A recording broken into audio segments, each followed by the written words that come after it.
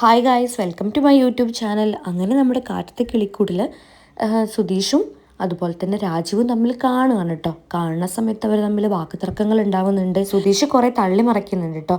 അതിൽ പ്രകോപിതനായിട്ട് രാജീവ് സുധീഷിനെ വെല്ലുവിളിക്കുകയാണ്, വെറും 7 ദിവസം കൊണ്ട് നിധി എൻ്റെ വീട്ടിലിരിക്കുമെന്നൊക്കെ. പക്ഷേ സുധീഷ് അപ്പോഴും അത് ചിരിച്ച് തള്ളി. പക്ഷെ അവന് നല്ല പേടിയുണ്ട്. രാജീവ് അവൻ്റെ കോളറിൽ കുത്തി പിടിച്ചിട്ടാണ് കേട്ടോ ഇങ്ങനെയൊക്കെ വെല്ലുവിളിക്കുന്നത്. അപ്പോൾ തന്നെ മനസ്സിലാവുന്നുണ്ട് രാജീവ് നടത്തിക്കും. ആ രീതിക്കാണ് സുധീഷിനെ വെല്ലുവിളിച്ച് പോയത്. അതിലാണ് സുധീഷിന് പേടിയാവുന്നത്. ഇതിന് കാരണവും സുധീഷ് തന്നെയാണ്.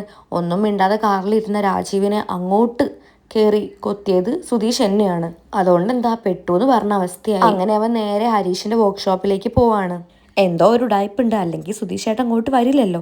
അങ്ങനെ സുധീഷ് കാര്യങ്ങൾ പറയുന്നുണ്ട്. അത് കേട്ടപ്പോൾ ഹരീഷ് പറയുന്നുണ്ട്, ഏയ് അതുകൊണ്ടൊന്നും പേടിക്കേണ്ട സുധീഷ് ഏട്ടൻ, അങ്ങനെയൊന്നും ഉണ്ടാവില്ല.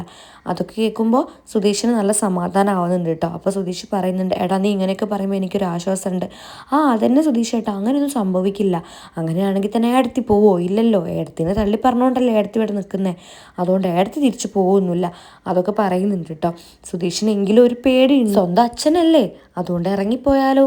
കാരണം സുധീഷുമായിട്ട് അവൾക്ക് യാതൊരുവിധ സ്നേഹമോ പ്രണയമോ ഒന്നുമില്ലല്ലോ. അതൊക്കെ അവൻ ചിന്തിച്ചിട്ട് നല്ല പേടിയാവുന്നുണ്ട്. പിന്നീട് കാണിക്കുന്നത് നിധിയുടെ അച്ഛൻ രാജീവ് അവരുടെ വീട് തേടി വരികയാണ് കേട്ടോ. അങ്ങനെ ജംഗ്ഷനിലെത്തിയപ്പോൾ ഒരു കൺഫ്യൂഷൻ ആവുന്നുണ്ട്. അപ്പോൾ തന്നെ അരുണിനെ വിളിക്കുന്നുണ്ട്. അപ്പോൾ അരുൺ പറയുന്നുണ്ട്, അച്ഛാ കുറച്ചുകൂടെ മുന്നോട്ട് പോയി കഴിഞ്ഞിട്ട് വലത്തോട്ടൊരു റോഡുണ്ട്. അങ്ങനെ 500 മീറ്റർ പോയി കഴിഞ്ഞാൽ കിളിക്കൂട് എഴുതിയൊരു വീട് കാണാം. കണ്ട കാക്കക്കൂട് പോലെ തോന്നുള്ളൊരു തല്ലിപ്പൊളി വീടെന്നൊക്കെ പറയാണ് കേട്ടോ. അങ്ങനെ രാജീവ് കോൾ വെക്കുന്നുണ്ട്. എന്നിട്ട് ഓക്കെ ഞാൻ പോയി നോക്കട്ടെ എന്ന് പറയാണ്. അങ്ങനെ ജംഗ്ഷനിലെത്തിയപ്പോൾ വീണ്ടും കൺഫ്യൂഷൻ. അങ്ങനെയാണ് അവിടെ ഇരിക്കുന്ന 2 പേരോട് ചോദിക്കുന്നത് കേട്ടോ.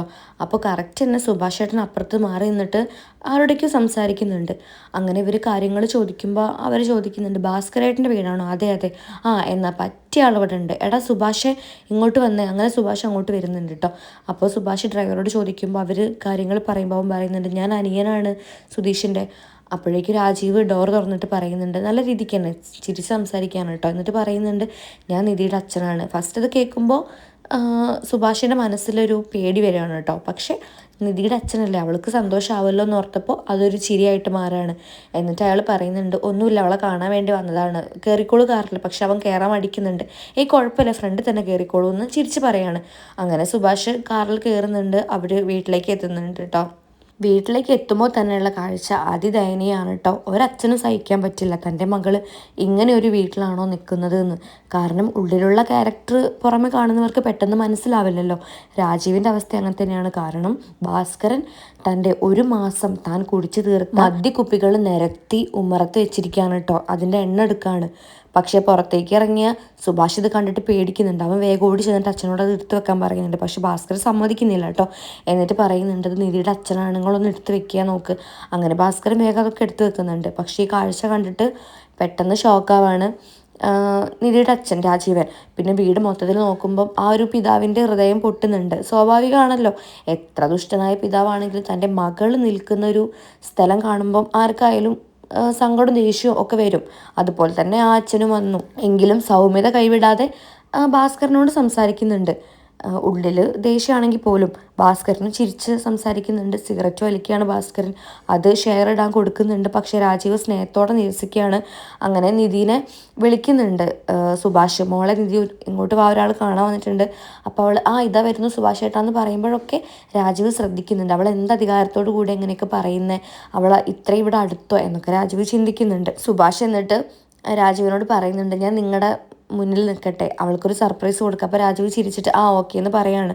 അങ്ങനെ നിധി പെട്ടെന്ന് വരികയാണ് കേട്ടോ പുറത്തേക്ക്. കൂടെ നികേഷും ഉണ്ട്. പുറത്ത് വന്നിട്ട് ആരും കാണാഞ്ഞിട്ട് അവൾ നോക്കുന്നുണ്ട്. അപ്പോഴാണ് സുഭാഷ് പെട്ടെന്ന് ചിരിച്ചിട്ട് മാറുന്നത്. ബാക്കിൽ നിൽക്കുന്ന തൻ്റെ അച്ഛനെ കണ്ടപ്പം ആ മകളുടെ ഹൃദയവും പെട്ടെന്നൊന്ന് നിശ്ചലാവുന്നുണ്ട് കേട്ടോ. അവൾക്ക് നന്നായിട്ട് വിഷമോ കുറ്റബോധം ഒക്കെ വരുന്നുണ്ട്. എന്തൊക്കെ പറഞ്ഞാലും അച്ഛനല്ലേ അവളെ പിച്ച വെച്ചതും അവൾക്ക് വേണ്ടി എല്ലാം ചെയ്തതും എല്ലാം അച്ഛനല്ലേ. ഒരു നിമിഷത്തിൽ അതൊക്കെ പതറിപ്പോയെങ്കിൽ പോലും അവൾ ആകെ ഷോക്കാവുന്നുണ്ട്, സങ്കടം വരുന്നുണ്ട്, കണ്ണ് നിറയുന്നുണ്ട്. അതേപോലെ തന്നെയാണ് രാജീവിൻ്റെ അവസ്ഥ. മറിച്ചല്ല, താൻ പൊന്നു പോലെ നോക്കിയ തൻ്റെ മകള് ഈ ഒരു അവസ്ഥയിൽ. അത് കണ്ടപ്പോൾ രാജീവിൻ്റെ നെഞ്ഞു പൊട്ടുന്നുണ്ട്. അവൾ ഇത്രയും മാസം കണ്ടിട്ടില്ലല്ലോ. രാജീവിൻ്റെ കണ്ണും നിറയുന്നുണ്ട്. പിന്നീട് അവൾ കരയാണ് കേട്ടോ. അച്ഛനെ നോക്കിയിട്ട് ഭയങ്കരമായിട്ട് അവൾ കരയുന്നുണ്ട്. എന്നിട്ട് അച്ഛൻ്റെ അടുത്തേക്ക് ഓടി ചെല്ലാണ്. എന്നിട്ട് അച്ഛനെ നോക്കി പൊട്ടി കരയുന്നുണ്ട്. രാജീവന്റെ കണ്ണും നിറയുന്നുണ്ട്. അങ്ങനെ അവൾ അച്ഛനെ കെട്ടിപ്പിടിക്കുകയാണ് കേട്ടോ. രാജീവും അവൾ അതീവ സ്നേഹത്തോടെയും കരുതലോട് കൂടിയും ചേർത്ത് പിടിക്കുന്നുണ്ട് കേട്ടോ. അങ്ങനെ രണ്ടുപേരും കരയാണ്. ഇത്രയും നാളത്തെ കാണായ്മയും എല്ലാം അവർക്ക് അത്രയും വിഷമം ഉണ്ടാക്കിയിട്ടുണ്ട്. ഈ കാഴ്ചയൊക്കെ എല്ലാവരും സന്തോഷത്തോടു കൂടി കാണുകയാണ്. അതായത് സുഭാഷും നികേഷും ഭാസ്കരനും അവർക്ക് നല്ല സന്തോഷമാവുന്നുണ്ട്. അവളുടെ അച്ഛനല്ലേ, അവൾ ഇത്ര ഹാപ്പിയായി കാണുമ്പോൾ അവർ ഹാപ്പി ആവുന്നുണ്ട്. അങ്ങനെ സുഭാഷ് നിധിനോട് പറയുന്നുണ്ട്, മോളെ അച്ഛനകത്തേക്ക് ഇരുത്ത്. അങ്ങനെ അവരകത്തേക്ക് പോവാണ്. ആ സമയത്ത് ഭാസ്കരൻ സിഗരറ്റ് വലിച്ചുകൊണ്ടിരിക്കുകയാണ്. അപ്പോൾ നികേഷ് ചോദിക്കുന്നുണ്ട്, നിങ്ങൾക്ക് എന്താ മര്യാദ ഇല്ലേ? ഏടത്തിയുടെ അച്ഛനല്ലേ, ഇപ്പോഴെങ്കിലും ഒരു മര്യാദ കാണിച്ചൂടെ? അത് കേട്ടപ്പോൾ ഭാസ്കരൻ തറുതല പറയുന്നുണ്ട് കേട്ടോ. എന്നിട്ട് നികേഷ് പോയപ്പോൾ അങ്ങനെ ആലോചിക്കുന്നുണ്ട്, ഈ വരവ് അത്ര ശരിയല്ലല്ലോ എന്ന്. അങ്ങനെ പിന്നെ ഹാളിൽ ഇരിക്കുമ്പം ഒന്ന് ചുറ്റും കണ്ണോടിക്കുകയാണ് രാജീവ്. അപ്പോൾ നിധിക്കും ടെൻഷൻ ആവുന്നുണ്ട്, മറ്റുള്ളവർക്കും ടെൻഷൻ ആവുന്നുണ്ട്. പക്ഷെ രാജീവ് അതൊന്നും പറഞ്ഞില്ല. അപ്പോൾ നിധി പറയുന്നുണ്ട്, അച്ഛൻ അമ്മയ്ക്ക് എങ്ങനെയാ, കുഴപ്പമില്ലല്ലോ? ഇല്ല കുഴപ്പമില്ല, എന്നോട് ദേഷ്യമുണ്ടോ അമ്മയ്ക്ക് ഇപ്പോഴും? അവർക്കറിയില്ല ഞാൻ ഇങ്ങോട്ട് വരുന്നത് എന്നൊക്കെ പറഞ്ഞിട്ട് ചിരിച്ചുകൊണ്ട് സംസാരിക്കുകയാണ്. എന്നിട്ട് പറയാണ്, മോളെ നീ പോയപ്പോൾ ഞാൻ ആകെ ഇല്ലാതായി. എനിക്ക് കുറ്റബോധവും ചെയ്തു പോയ തെറ്റിനെ ഓർത്ത് വിഷമമൊക്കെ ആയിരുന്നു. അത് കേട്ടപ്പോൾ നിധി തല താത്തുകയാണ് സങ്കടത്തോടെ. അങ്ങനെ പിന്നെ പറയുന്നുണ്ട് അവൾ, അച്ഛനെങ്ങനെ ഇങ്ങോട്ട് വന്ന്, അച്ഛൻ വരുന്ന ഞാൻ ഒരിക്കലും പ്രതീക്ഷിച്ചില്ല എന്നൊക്കെ അവൾ ഭയങ്കര സങ്കടത്തോടു കൂടിയും സന്തോഷത്തോടു കൂടിയൊക്കെ പറയാണ്. ആശ്ചര്യമുണ്ട് മുഖത്ത്. അപ്പോൾ പറയുന്നുണ്ട് രാജീവൻ, ഞാൻ വരുന്ന വഴിക്ക് സുധീഷിനെ കണ്ടു. ഞാൻ എൻ്റെ ഫ്രണ്ടിൻ്റെ കാറിൽ കയറിയതായിരുന്നു. അപ്പോൾ ഡ്രൈവർ സുധീഷായിരുന്നു. അങ്ങനെ കണ്ടു. അത് കേട്ടപ്പോൾ സുഭാഷിനൊരു ടെൻഷൻ. കാരണം എന്തെങ്കിലും സംഭവിച്ചെന്ന് അറിയില്ലല്ലോ. അപ്പോൾ സുഭാഷ് ചോദിക്കുന്നുണ്ട്, അല്ല അവൻ എന്തെങ്കിലും തെറ്റായിട്ട് പറഞ്ഞു? ഇല്ലല്ല, അവനൊന്നും പറഞ്ഞില്ല.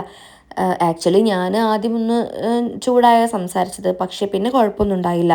അവൻ എന്തെങ്കിലും പറഞ്ഞിരുന്നെങ്കിൽ ഞാൻ ഇങ്ങോട്ട് വരും. അവൻ എൻ്റെ അടുത്ത് നന്നായിട്ട് സംസാരിച്ചു. അതുകൊണ്ടല്ലേ ഞാൻ ഇങ്ങോട്ട് വന്നത്. അവളെ കാണുമെന്ന് എനിക്ക് തോന്നി, അതുകൊണ്ട് വന്നതാന്നൊക്കെ പറയാൻ കേട്ടോ. അപ്പോൾ നിധിക്ക് ഒരു ആശ്വാസമാവുന്നുണ്ട്.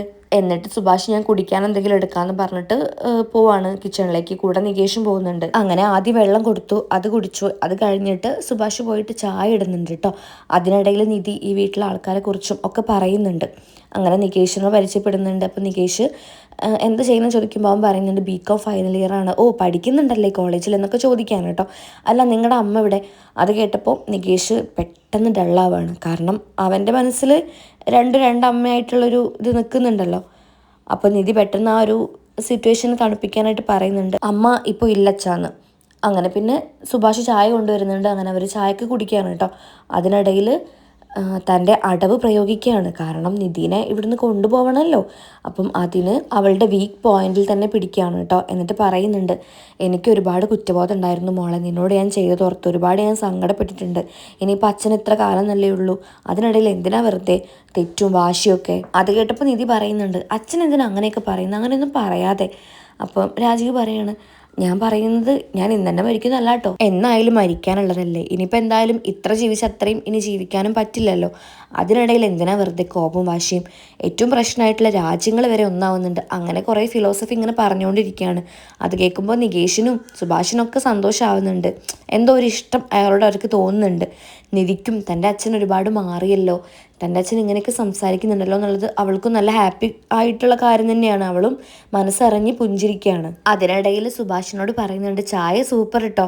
അപ്പോഴേക്കും നിധിക്ക് 100 നാവായി. അവൾക്ക് സുഭാഷ് ഏട്ടൻ എന്ന് വെച്ചാൽ അത്രയും ജീവനാണല്ലോ. അപ്പോൾ അവൾ പറയുന്നുണ്ട്, സുഭാഷ് ഏട്ടൻ എന്തുണ്ടാക്കിയാലും ടേസ്റ്റ് ആച്ചാൽ അടിപൊളിയാണ്. സുഭാഷ് ഏട്ടൻ ഓരോന്നുണ്ടാക്കി എന്നെ കഴിപ്പിച്ച് ഞാനിപ്പോൾ തടിച്ചു. അത് കേട്ടപ്പോൾ എല്ലാവരും ചിരിക്കുകയാണ് കേട്ടോ. അപ്പം രാജീവ് ചോദിക്കുന്നുണ്ട്, അല്ല എന്ത് ചെയ്യുന്നു എന്ന്. അത് കേട്ടപ്പോൾ അവൻ പറയുന്നുണ്ട്, ഞാൻ മേസ്തിരിയാ. അപ്പോഴേക്കും നിധി വീണ്ടും പറയാണ്, മേസ്തിരി മാത്രമല്ല എല്ലാം സുഭാഷ് ഏട്ടനും അറിയാം. ഒരു വീട് മൊത്തമായിട്ട് ഡിസൈൻ ചെയ്യാനുള്ള നോളജ് വരെ സുഭാഷ് ഏട്ടനുണ്ട്. അത് കേട്ടപ്പോൾ സുഭാഷ് ചിരിച്ചിട്ട് പറയുന്നുണ്ട്, അവൾ എന്നോടുള്ള സ്നേഹം കൊണ്ട് പറയുന്നത്, അത്രയ്ക്കൊന്നും ഇല്ല കേട്ടോ. അങ്ങനെ എല്ലാവരും പരസ്പരം ചിരിക്കുകയാണ്. അതിനിടയിൽ സുഭാഷ് പറയുന്നുണ്ട്, ഞാൻ സുധീഷിനൊന്ന് വിളിക്കട്ടെ. അപ്പം പറയുന്നുണ്ട് രാജീവ്, വേണ്ട ഞാൻ കണ്ടല്ലോ, അവരുടെ പണി തീർത്ത് വരട്ടെ, എന്നിട്ട് ഇവിടുന്ന് കാണാമല്ലോ, ഞാൻ എന്തായാലും ഇപ്പോഴൊന്നും പോകുന്നില്ല. അങ്ങനെ ചിരിക്കുകയാണ് കേട്ടോ. അപ്പോഴേക്ക് സുഭാഷ് നിധിനോട് ആക്ഷൻ കാണിക്കുന്നുണ്ട്. ഫുഡ് എന്താ കൊടുക്കുക? രാജീവ് കണ്ടു. എന്നിട്ട് പറയുന്നുണ്ട്, എന്നോട് ചോദിച്ചാൽ പോരെ സുഭാഷ്, ഞാൻ പറയില്ലേ, എൻ്റെ മകൾ കഴിക്കുന്നല്ല ഞാൻ കഴിക്കും. സുഭാഷ് നല്ല കുക്കാന്നല്ലേ പറഞ്ഞത്, എന്തായാലും അത് കഴിച്ചിട്ട് പോവാം. അപ്പോൾ സുഭാഷിനും നികേഷിനൊക്കെ നല്ല സന്തോഷമാവുന്നുണ്ട് കേട്ടോ. നിധിക്കും അച്ഛൻ ഇങ്ങനെയൊക്കെ സംസാരിക്കുമ്പോൾ അവൾക്കും നല്ല ഹാപ്പി ആവുന്നുണ്ട്. കാരണം ഈ വീട് അവൾക്ക് അത്രയും പ്രിയപ്പെട്ടതാണ്, ഈ വീട്ടിലുള്ള ആൾക്കാരും. അതുകൊണ്ട് ഇവരെ വേദനിപ്പിക്കുന്നത് അവൾക്ക് സഹിക്കാനാവില്ല. പക്ഷെ അച്ഛൻ അതൊക്കെ കീപ്പ് ചെയ്യുന്നുണ്ട്, അതിൽ അവൾക്ക് അഭിമാനം തോന്നുന്നുണ്ട്. അങ്ങനെ സുഭാഷ്, നിങ്ങൾ സംസാരിക്കും, ഞങ്ങൾ അപ്പുറത്തുണ്ടാവും എന്ന് പറഞ്ഞിട്ട് പോവാണ് കേട്ടോ. അപ്പോഴേക്കും നിധി കരഞ്ഞിട്ട് അച്ഛൻ്റെ മടിയിൽ കിടക്കുകയാണ് കേട്ടോ. രാജീവാണെങ്കിൽ അവളെ തലോടുന്നുണ്ട്. നിധി കരഞ്ഞിട്ട് അച്ഛനെ നോക്കുന്നൊക്കെ ഉണ്ട്. അതൊരു ക്ഷമാപണമൊക്കെയാണ്. രാജീവനാണെങ്കിൽ ഭയങ്കര വേദന, തൻ്റെ മകൾ ഇങ്ങനെ ഒരു അവസ്ഥയിലാണല്ലോ കഴിയുന്നത്, അവൾക്ക് എന്തെങ്കിലും ബുദ്ധിമുട്ടുണ്ടായിരുന്നു, ഇതൊക്കെയാണ് ചിന്തിക്കുന്നത്. അതൊരച്ഛന് സഹിക്കാൻ കഴിയില്ലല്ലോ, കാരണം അവർ ജീവിച്ച സാഹചര്യം വേറെ ആയിരുന്നു. ഇതൊക്കെയാണ് ആലോചിക്കുന്നത്. അപ്പോൾ അതുകൊണ്ട് തന്നെ നല്ല സങ്കടം രാജീവിന് വരുന്നുണ്ട്. പിന്നീട് അവർ നടക്കാൻ ഇറങ്ങുകയാണ് കേട്ടോ. വീടൊക്കെ ഒന്ന് ചുറ്റിക്കാണാണ്. അതിനിടയിൽ വീടിനെ പറ്റിയൊക്കെ ചോദിക്കുന്നുണ്ട്. ഇത് ഫുള്ള് ഇവരുടെ ആണെന്നൊക്കെ ചോദിക്കുന്നുണ്ട്. അപ്പോൾ അവൾ പറയുന്നുണ്ട്, അല്ല, വീട് മാത്രമേ അവരുടെ ഉള്ളൂ, ബാക്കി പ്രോപ്പർട്ടി ഒക്കെ ഷെയർ ആണെന്ന് തോന്നുന്നു എന്നൊക്കെ പറയാണ്. അങ്ങനെ രാജീവ് അവളെ തലോടിയിട്ട് ചോദിക്കുന്നുണ്ട്, ഞാനൊരു കാര്യം ചോദിക്കട്ടെ മോളെ, നീ എങ്ങനെ ഇവിടെ നിൽക്കുന്നത്? അത്രയും സൗകര്യത്തിൽ കഴിഞ്ഞല്ലേ നീ, നിനക്ക് ഇവിടെ നിൽക്കുമ്പോൾ ബുദ്ധിമുട്ടില്ലേ? അതായത് ഒരു സ്ത്രീ പോലും ഇവിടെ ഇല്ല, പിന്നെ അടിസ്ഥാന സൗകര്യങ്ങൾ പോലും ഇല്ല, എന്നിട്ട് നീ എങ്ങനെ ഇവിടെ കഴിയുന്നത്? അത് കേട്ടപ്പോൾ അവളുടെ ഫേസ് പെട്ടെന്ന് മാറുന്ന കണ്ടപ്പം രാജീവ് പറയുന്നുണ്ട്, നീ തെറ്റായിട്ടൊന്നും എടുക്കണ്ട, ഞാൻ ചോദിച്ചെന്നുള്ളൂ. അപ്പോൾ അവൾ പറയാണ്, അച്ഛ അവിടെ ഉള്ളവരൊക്കെ നല്ലവരാ, എനിക്കൊരു കുഴപ്പമില്ല, അതുകൊണ്ട് എനിക്കിവിടെ നിൽക്കാൻ ബുദ്ധിമുട്ടില്ല. പിന്നെ സൗകര്യങ്ങൾ, എനിക്ക് അതിലൊന്നും ഒരു ബുദ്ധിമുട്ടില്ല, അവരെന്നെ അത്രയും നന്നായിട്ടാണ് നോക്കുന്നത്. പിന്നെ സ്ത്രീകളില്ലാന്ന് പറഞ്ഞു, പക്ഷേ സ്ത്രീകൾ ഉള്ളതിനെക്കാട്ടിലും ഏറ്റവും സേഫായിട്ടാണ് ഞാനിവിടെ നിൽക്കുന്നത്, അത്രയും നല്ല ആൾക്കാരാണ് ഇവർ. പിന്നെ എന്നെക്കൊണ്ട് ഇവിടെ പണിയൊന്നും ചെയ്യിപ്പിക്കാറില്ല കേട്ടോ, സുഭാഷ് ഏട്ടൻ തന്നെയാണ് എല്ലാം ചെയ്യാറ്, ഞാൻ എപ്പോഴെങ്കിലുമൊക്കെ ഒന്ന് ഹെൽപ്പ് ചെയ്യുള്ളൂ, അതൊക്കെ പറയാണ്. അപ്പോഴൊക്കെ രാജീവ് ചിന്തിക്കുകയാണ്, തൻ്റെ മകൾ ഒരുപാട് മാറി, അവൾക്ക് ഇവിടം അത്രയും പ്രിയപ്പെട്ടതായതുകൊണ്ടല്ലേ അവൾ ഇങ്ങനെയൊക്കെ പറയുന്നത് എന്നൊക്കെ ഒരു നീറ്റിലോട് കൂടി ചിന്തിക്കുന്നൊക്കെ ഉണ്ട്. അപ്പോഴാണ് ഭാസ്കരൻ പാട്ട് പാടിയിട്ട് വരുന്നത് കേട്ടോ. അപ്പോൾ ഭാസ്കരൻ ഒരു ആയി കൊടുക്കുന്നുണ്ട്. അങ്ങനെ ഭാസ്കരൻ ചോദിക്കുന്നുണ്ട്, അല്ല, എന്താ ഒരു മനംമാറ്റം, എന്തെങ്കിലും ഉദ്ദേശമുണ്ടോ, അങ്ങനെയൊക്കെ ചോദിക്കുകയാണ് കേട്ടോ. എന്നിട്ട് പറയുന്നുണ്ട്, അത്ര പെട്ടെന്ന് മാറുന്ന ആളല്ലല്ലോ കണ്ടാൽ, അങ്ങനെയൊക്കെ പറയാണ്. അത് കേട്ടപ്പോൾ രാജീവ് നേരെ ഭാസ്കറിൻ്റെ അടുത്തേക്ക് പോകുന്നുണ്ട്. ഭാസ്കരൻ തൻ്റെ കടപ്പാടത്തിൽ പോയി ഇരിക്കുകയാണ്. അപ്പോൾ അവിടെ ഇരുന്നോട്ടെ എന്ന് ചോദിക്കുന്നുണ്ട്. ഇതൊക്കെ നിധിക്ക് ഭയങ്കര അത്ഭുതമായിട്ട് തോന്നുന്നുണ്ട് കേട്ടോ. അച്ഛൻ ഇങ്ങനെയൊക്കെ ചെയ്യുമെന്ന് അവൾ ചിന്തിക്കുകയാണ്. അങ്ങനെ അവിടെ പോയി ഇരിക്കുന്നുണ്ട്. അങ്ങനെ നിധി അപ്പം തന്നെ അവരെ വിട്ടുകൊടുത്തിട്ട് അവൾ അകത്തേക്ക് പോവാണ്.